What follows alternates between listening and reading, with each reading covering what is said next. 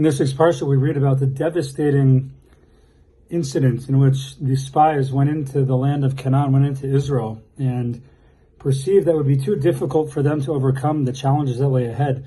They came back and gave a negative report, and as a result, the Jewish people were sentenced to 40 years of wandering in the desert, in which everyone who was around at that time would end up dying in the desert. It was a terrible result to a terrible incident.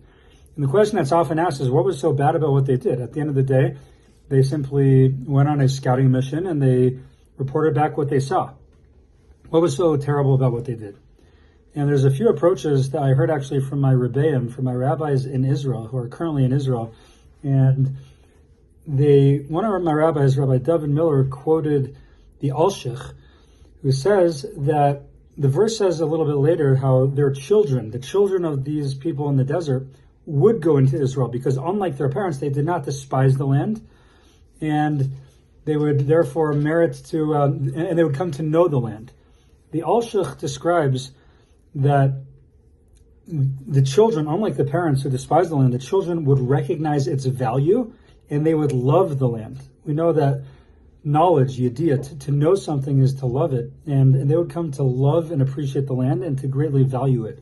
And in doing so, that would correct the wrongdoing of their parents who did not value the land, who despised it. And the children would end up cherishing, appreciating, and loving that land. And in doing so, that would be a rectification for the sin of their parents with the spies. It's interesting. I think it's very timely for nowadays as well. As we think about what's going on in Israel, there are currently rescue flights.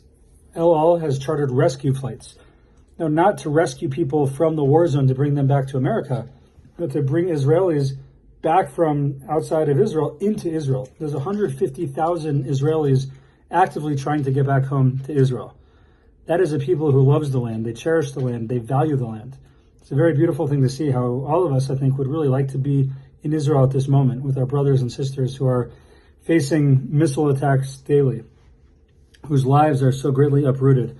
And hopefully our appreciation of the land of Israel, our love of the land, can be a merit for us and our brothers and sisters. The other idea I heard from my other rabbi, Rabbi Bednarsh, Rabbi Asaf Bednarsh, is that when the spies reported back what happened and what they saw to Moshe, they said it's a really great land flowing with milk and honey, but it's scary and there's giants who live there and we can't overtake them and we're doomed to fail, etc.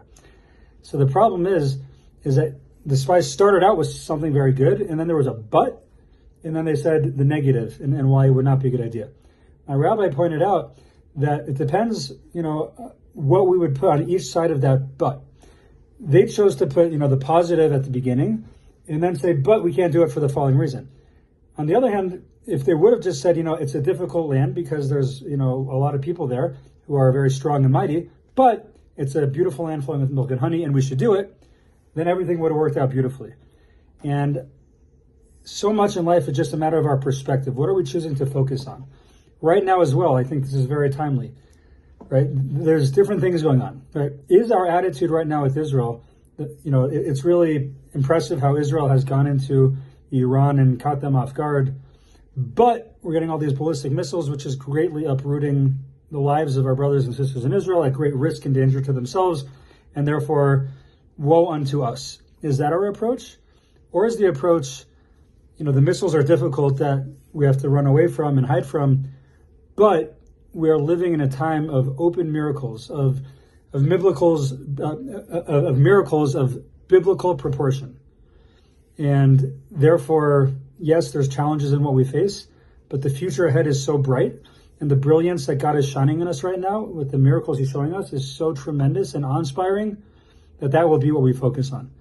I hope that we can take the lesson of the spies and choose to focus on that piece of it, the positive piece of it, the aspect of it that we are living through a historic time in which we are seeing open miracles, in which a ballistic missile hits a hospital that had been evacuated and cleared out completely the day before to minimal casualties. We're seeing unbelievable things right now. And yes, there's challenges, but we need to focus on the good, how God is shining his light upon his land and his nation. And please God, we will see Yeshuos and salvations and redemption in the immediate future. Have a great Shabbos.